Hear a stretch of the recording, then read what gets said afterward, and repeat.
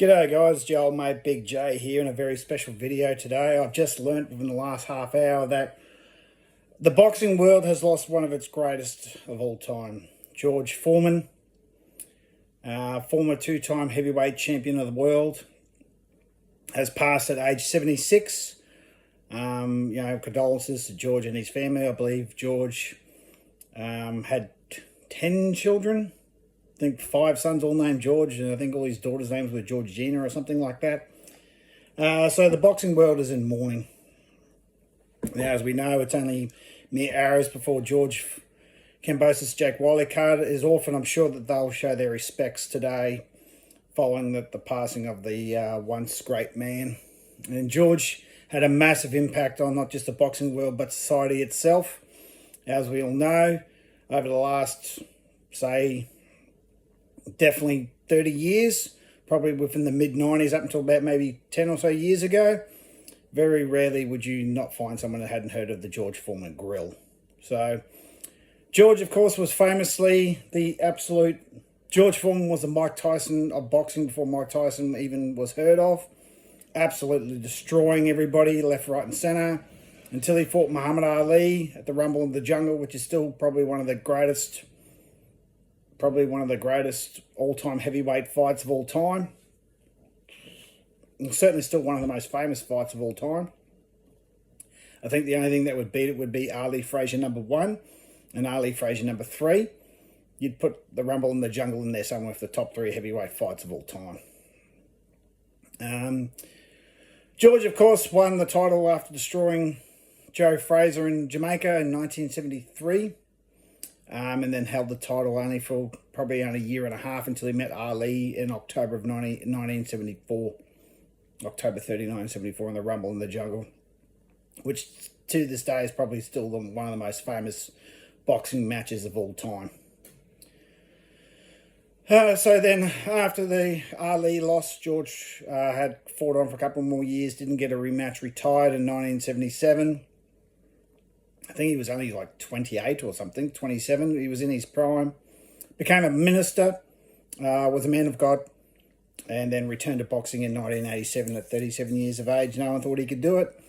Despite having a valiant effort against Evander Holyfield in 1991, George returned to the ring and beat Michael Moorer in November of 1994 to become the world's oldest man to become the heavyweight champ, and still to this day holds that record.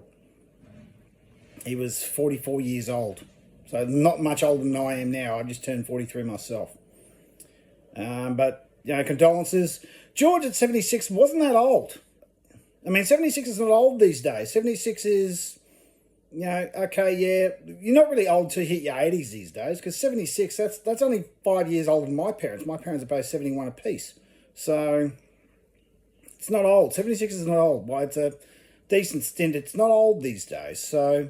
And George was the last great of that generation. If you look at the great world champions of the 60s and 70s, Muhammad Ali, Joe Frazier, George Foreman, Ken Norton, Sonny Liston. Well, Sonny Liston was really only a flash-in-the-pan champion, if you think about it. Floyd Patterson. The dominating forces of the 60s, more so the 70s, were obviously Ali, Frazier, Foreman. They were the top 3 fighters of that generation. And Ken Norton would be in there to a lesser extent. They made a video, I think, about 30 years ago called Champions Forever, which featured Ali, Frazier, Foreman, Ken Norton, and Larry Holmes. But Larry Holmes was more the next generation of heavyweight fighters. Larry became, I think, champion, beating Ken Norton in 1978, and then dominated for like 7 years.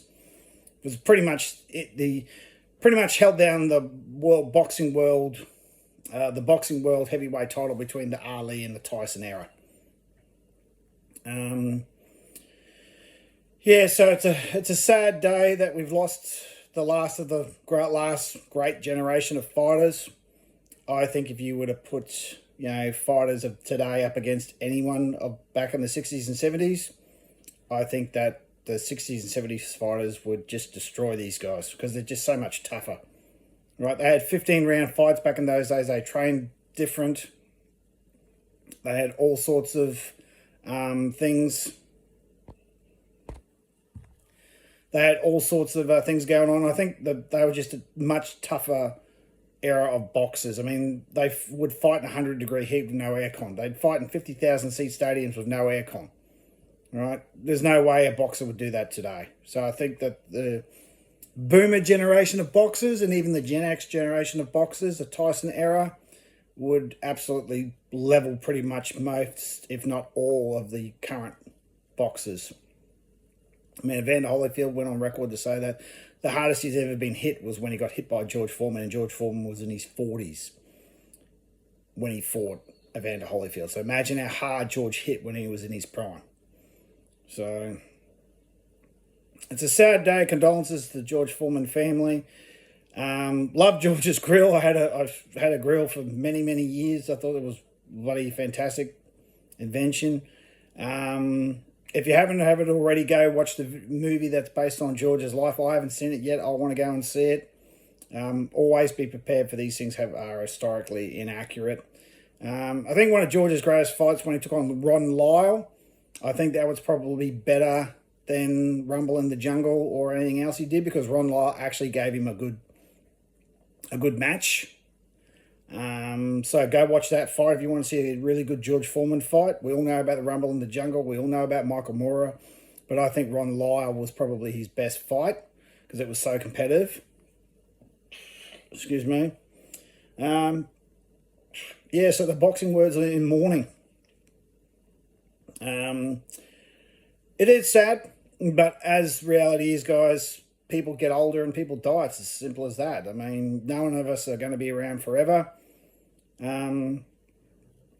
It's sad that we've lost the last great of that generation of fighters, of the boomer generation of fighters, guys that were born post-war, post-World War II, before the Gen Xers come along. So George was 76. Well, what would that make him? He was born in 1940-something. Can't think off the top of my head. But yeah, sad day. But the way I look at it is that it's a chance to reflect on just how great George was. I mean, how many men can confidently say, there aren't any, that he had 2 world stints and he won the title virtually 20 years apart. He first won it in 1973 and he won it back in 1994. So, and 20 years after he lost it. So, you know, fantastic. That George graced us with his presence for 76 years, that he did everything he did in the ring, which was just phenomenal. I mean, the man was just an absolute, just you get hit, and people say he was getting hit by a sledgehammer, hitting by George. So, yeah, I'm going to have a moment of silence for George, even though I never got to meet the great man. But, you know, there'll be many videos and tributes and all that flooding for George Foreman.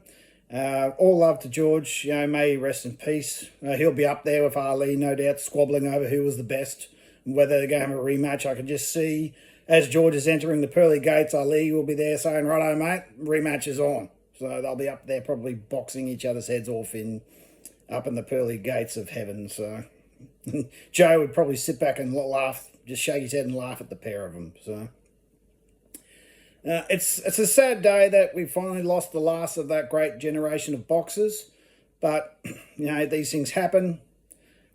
Celebrate George. Go back and reflect on how good the man was and what impact he brought on boxing. And you know, if it wasn't for George, there wouldn't be a lot of fighters around today. Great man. Condolences to his family.